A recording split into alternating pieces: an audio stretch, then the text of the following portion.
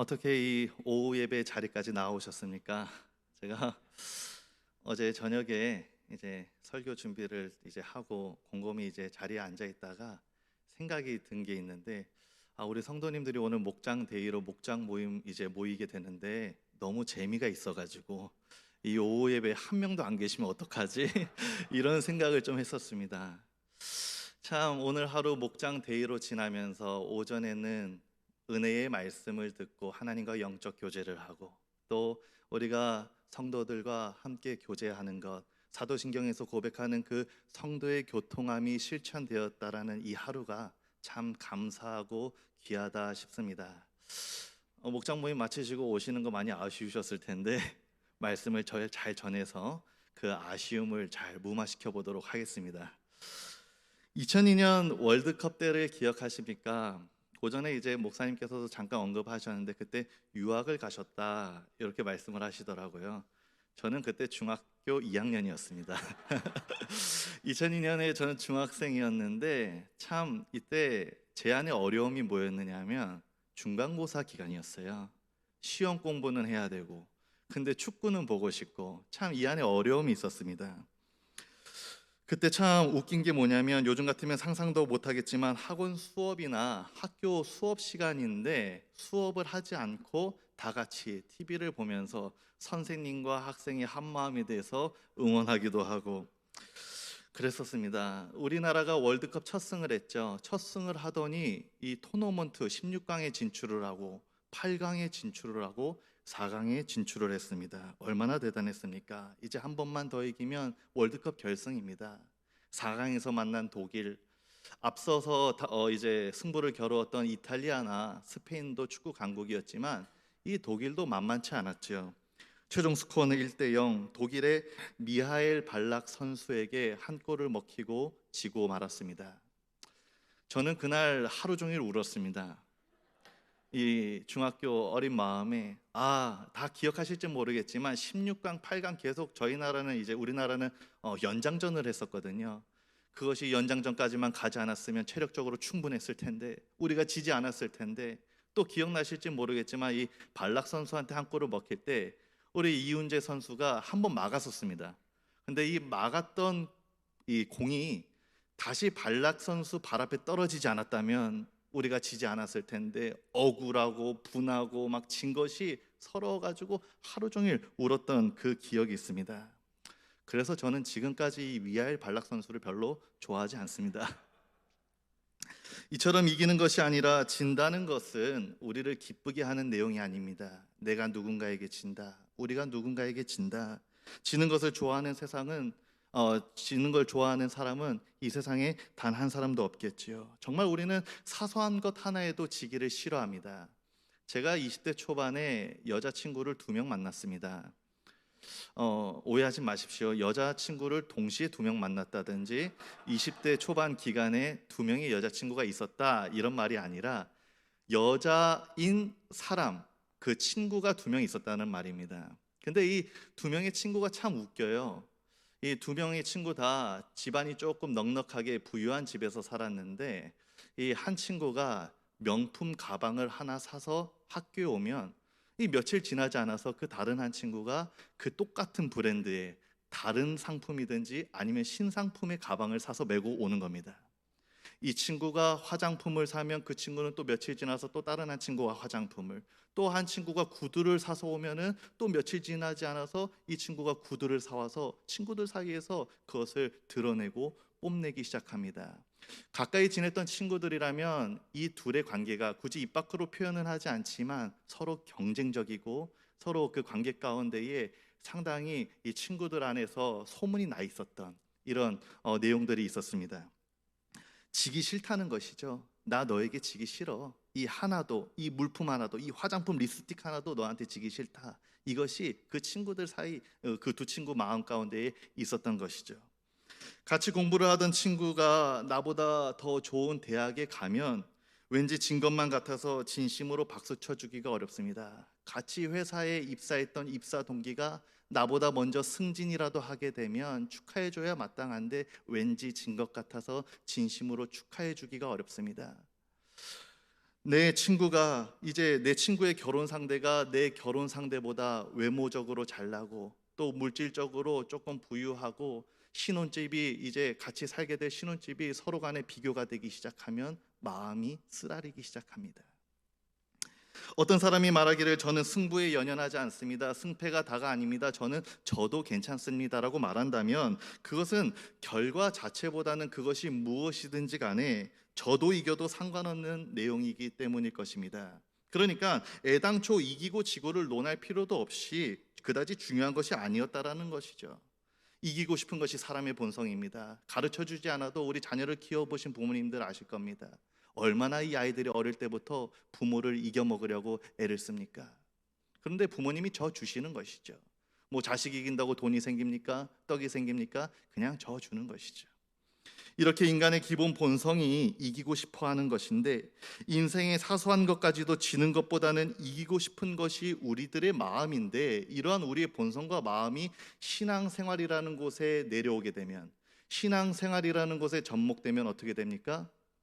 인간의 본성을 거스르면서까지 그것은 온데간데 없이 사라지게 됩니다. 오늘 예배를 드리셨을 텐데 오늘 그 누구보다 내가 하나님이 기뻐하시는 예배를 드리고 말 거야 생각하신 분 계십니까? 오늘 오전부터 찬양을 수없이도 많이 했는데 내가 이 자리에 그 누구보다 가장 큰 목소리로 힘을 다하여 주님을 찬양할 거야 생각해 보신 분 계십니까? 하나님을 사랑하는 마음과 사랑함에 있어서 나는 그 누구에게도 지지 않을 거야 생각해 보신 분 계십니까? 저는 예배를 본다라는 말을 별로 좋아하지 않습니다. 간혹 가다가 나 오늘 예배 보고 왔어 이렇게 표현하는 것들을 많이 보고 듣습니다. 예배는 드리는 것이죠. 예배는 드리는 것입니다. 찬양은 드리는 것입니다. 기도는 드리는 것입니다. 물질은 드리는 것입니다. 헌신과 봉사는 드리는 것입니다. 더 나아가 하나님께 나를 드리는 것이죠. 우리 편에서 하나님께 향하여진 모든 것은 드리는 것입니다. 하나님께 대하여 드리는 모든 것에 있어서 지고 싶지 않은 마음, 지는 것을 지극히 싫어하는 우리들 안에 바로 그 마음이 있냐는 말씀입니다. 예수님께 기름을 부은 이 여인의 사건은 사복음서에 다 기록되어 있습니다. 하지만 우리가 읽은 본문 예수님과 시몬의 대화는 오직 이 누가복음에만 기록이 되어 있습니다. 바리새인인 시몬은 예수님을 자신의 집에 초대해 식사를 대접했습니다. 예수님과 이 바리새인들의 관계를 생각해 볼 때 바리새인인 시몬이 예수님을 집에 초대해서 식사를 대접했다 평범한 일은 아니었습니다. 그래서 그 식사 자리에는 예수님께도 또 이 바리새인에게 있어서도 특별한 자리였을 것입니다. 그런데 그 특별한 식사 자리에 한 여인이 찾아와 예수님의 발에 향유를 붓는 사건이 일어나게 됩니다. 예수님이 만일 선지자라면 지금 자신의 몸에 손대고 있는 여자가 어떤 여자인지 그 여자가 곧 죄인이라는 사실을 알게 될 것이라고 속으로 생각하면서 이 바리새인인 시몬이 못마땅하게 여기고 있습니다. 못마땅히 여기고 있는 이 시몬의 생각을 아신 예수님께서 한 가지 비유를 하시면서 말씀하시는데 빚주는 사람에게 빚진 자가 두 사람이 있는데 한 사람의 빚은 500데나리온이다. 한 사람의 빚은 50데나리온이다. 근데 둘 다 탕감할 능력이 없어서 이 빚주는 자가 두 사람 다 탕감해 주었는데 네가 생각했을 때는 누가 더 그 탕감해 준 사람을 사랑하겠느냐? 성도님들 누가 더 사랑할 것이라고 생각합니까? 누가 더 감사할 것이라고 생각하십니까? 우리가 쉽게 생각할 수 있듯이 이 시몬도 당연히 더 많이 탕감받은 자가 사랑할 것입니다. 500데나리온 빚진 자가 더 사랑하지 않겠습니까? 이렇게 대답을 했습니다. 그 대답을 옳게 여기시면서 우리 예수님이 그래 네 말이 옳다. 그런데 시몬아 야야 이 여자 좀 봐라. 너는 내가 너의 집에 들어올 때 발 씻을 물도 주지 않았지만 이 여인은 눈물로 내 발을 적시고 그 머리털로 내 발을 닦았다.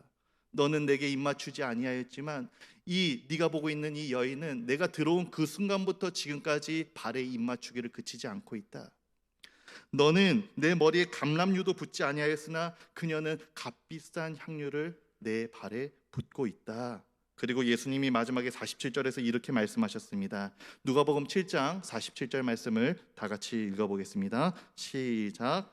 이러므로 내가 네게 말하노니 그의 많은 죄가 사하여졌도다. 이는 그의 사랑함이 많음이라. 사함을 받은 일이 적은 자는 적게 사랑하느니라. 쉽게 얘기해서 지금 너보다 여기 이 여인이 나를 더 많이 사랑한다고 예수님이 말씀하신 것입니다. 식사 자리에 초대한 너보다 여기 이 향유를 깨트려 내 발에 붓고 있는 이 여인이 나를 더 많이 사랑한다. 그리고 그 사랑의 이유가 죄사함이라고 말씀해 주셨습니다. 여기 우리가 읽었던 47절 본문에서 좀 해석의 문제가 있는데, 이 47절 상반절 바로 이 부분입니다. 그의 많은 죄가 사하여졌도다, 이는 그의 사랑함이 많음이라. 이 구절을 두고 두 가지 해석으로 갈려요. 첫 번째 해석은 무엇이냐면 사랑의 행동이 죄 용서의 근거가 된다라는 겁니다. 그러니까 이 관점에서 다시 해석을 해보면 그녀의 많은 죄들이 사하여졌다. 왜냐하면 그녀가 많이 사랑했기 때문이다. 그러니까 이 여인이 예수님께 하는 사랑의 행동들이 너무나 극진하고 대단하기 때문에 이 여인의 죄가 사해졌다라고 보는 관점입니다. 두 번째 관점은 무엇이냐면 이 여인이 하고 있는 지금 사랑의 행동이 죄 용서의 결과라는 것입니다. 이 관점대로 해석을 해보면 그녀의 많은 죄들이 사하여졌다. 그렇기 때문에 그녀는 많이 사랑한다. 한글 성경을 보면 1번으로 우리가 생각하기가 쉽지만 대부분의 학자들은 여기를 해석할 때 2번의 관점으로 해석을 합니다. 왜냐하면 우리가 어떠한 사랑을 주님께 표현하든지 우리가 주님께 대하여서 어떠한 행동을 하든지 그것이 죄의 용서가 될 수 없다라는 것입니다. 이것이 성경신학적으로 맞지 않다라는 것이죠.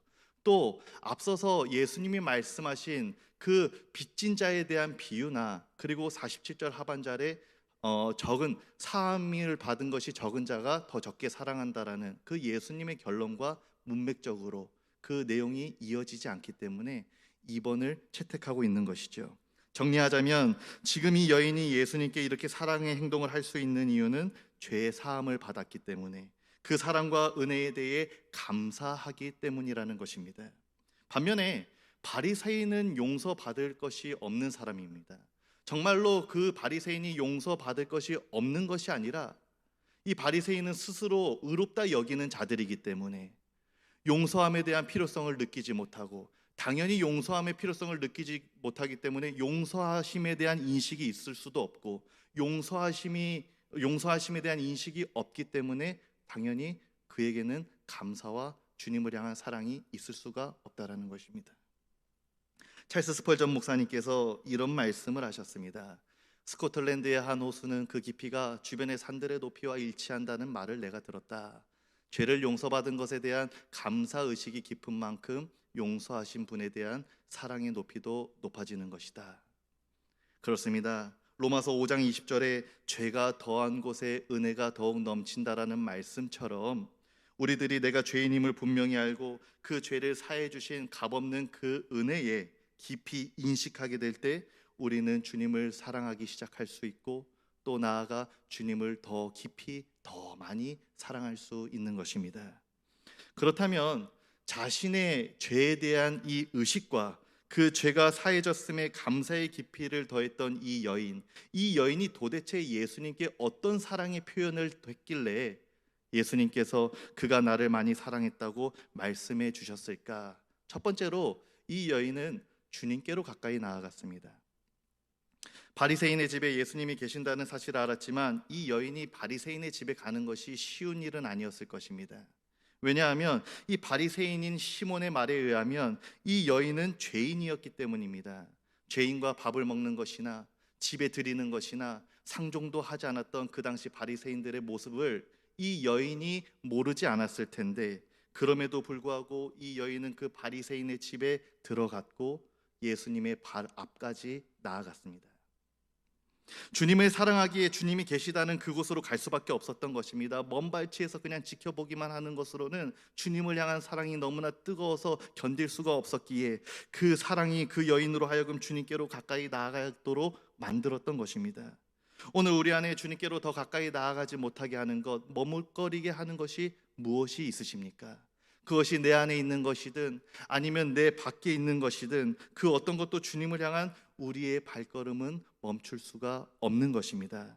사랑하는 성도님들, 어제보다는 오늘이, 오늘보다는 내일이 주님께 더 가까이 있을 수 있도록 나아가실 수 있기를 바랍니다.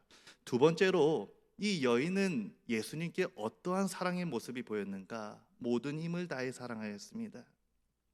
이 여인이 예수님의 발에 부은 향유는 그 가격이 노동자의 1년 품삯에 해당하는 고가품이었다고 합니다. 어쩌면 이 여인의 집안 대대로 내려오는 물려 내려오는 갑오였을 수도 있습니다. 그뿐만이 아닙니다.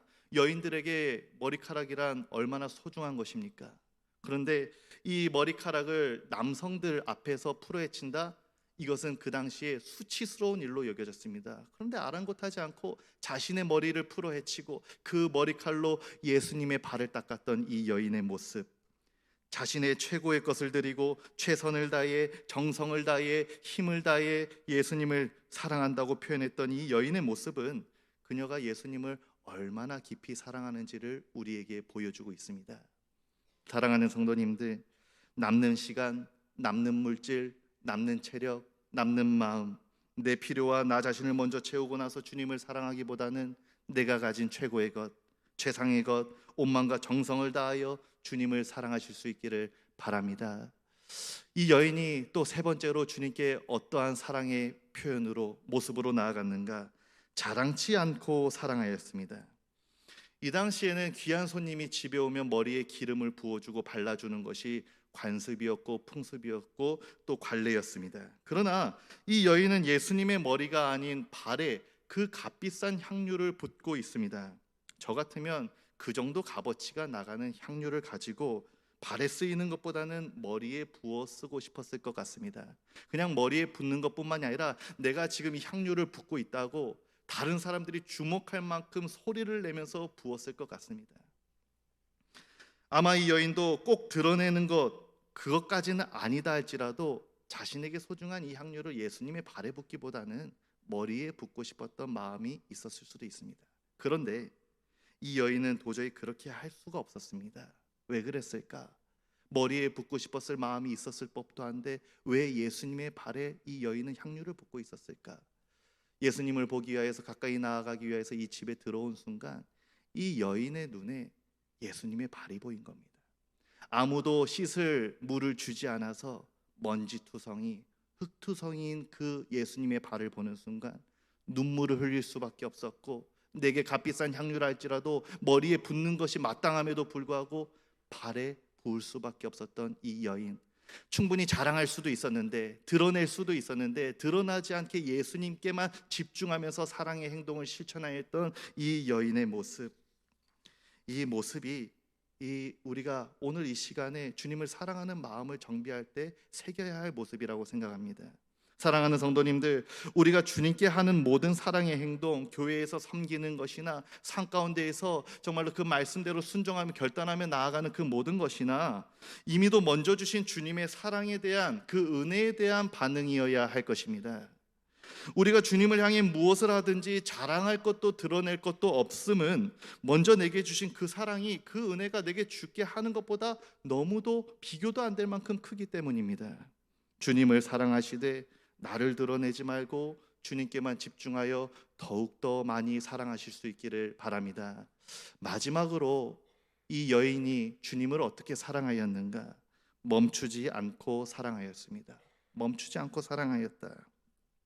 다른 복음서의 평행 본문을 보면 이 여인의 행동은 그곳에 있는 제자들과 사람들에게 비난을 받았습니다. 그렇게 비싼 향유를 왜 그렇게 버리냐고, 자기들끼리 성내고 화를 내고, 오죽하면 예수님이 그들을 향하여 이 여인을 괴롭게 하지 말라고 말릴 만큼 거센 비난과 조롱이 있었습니다. 그럼에도 불구하고 이 여인은 예수님을 향한 사랑의 행동을 멈추지 않았습니다. 사랑하는 성도님들, 우리가 예수님을 사랑하는 그 사랑함에 있어서 때로는 조롱이 있을 수 있습니다. 때로는 비난이 있을 수 있습니다. 너만 뭐가 그렇게 특별하냐고 그렇게 내 마음을 왜곡하고 그것을 격화시키고 깔아뭉개는 일들이 있을 수 있습니다. 그럼에도 주님을 사랑하는 그 일을 멈추지 마시기를 바랍니다. 주변의 소리에 귀 기울이기보다 주님께 멈추지 않는 한결같은 사랑을 드릴 때에 우리는 너가 나를 참 많이 사랑하는구나 주님의 음성을 들을 줄로 믿습니다. 우리가 많이 알고 부르는 찬양 가운데에 내게 있는 향유옥합이라는 찬양이 있습니다. 말씀을 마치면서 이 내게 있는 향유옥합 가사를 한번 보십시오. 내게 있는 향유옥합 주께 가져가 그 발 위에 입 맞추고 깨뜨립니다. 나를 위해 험한 산길 오르신 그 발 걸음마다 크신 사랑 새겨 놓았네. 나를 위해 십자가에 달리신 그 발 흘린 피로 나의 죄를 대속하셨네. 이 찬양의 가사가 바로 예수님을 사랑하여 향유를 부었던 여인의 고백이었습니다. 나의 죄를 사하신 그 은혜, 그 사랑을 가슴 깊이 새겼기에 지금 예수님을 향한 뜨거운 사랑으로 나아갈 수 있었다는 것이죠. 사랑하는 성도님들, 오늘 이 시대를 살아가면서 우리 주님을 가장 사랑하는 사람 누가 되시겠습니까? 오늘 이 시대를 살아가시면서 우리 주님을 향해 그 누구보다 가까이 나아가고 힘을 다해 사랑하고 멈추지 않는 사랑을 드리는 바로 그 한 사람 누가 되시겠습니까? 바로 이 자리에 있는 저와 여러분이 그 사람 되기를 간절히 바랍니다. 그래서 우리를 보시고 주님이 감동하셔서 너가 참 나를 많이 사랑하는구나, 따뜻한 주님의 음성을 듣는 우리 모두가 되기를 주님의 이름으로 간절히 소망합니다. 기도하겠습니다. 하나님 아버지, 오늘 우리의 죄를 아무 값없이 사해 주신 그 은혜, 그 사랑에 감사드립니다. 우리가 이 은혜와 사랑을 깊이 알고 반응하며 주님을 더욱 사랑하게 하여 주옵소서. 어떤 어려움이나 환경에도 굴하지 않고 멈추지 않고 주님을 사랑하게 하여 주옵소서.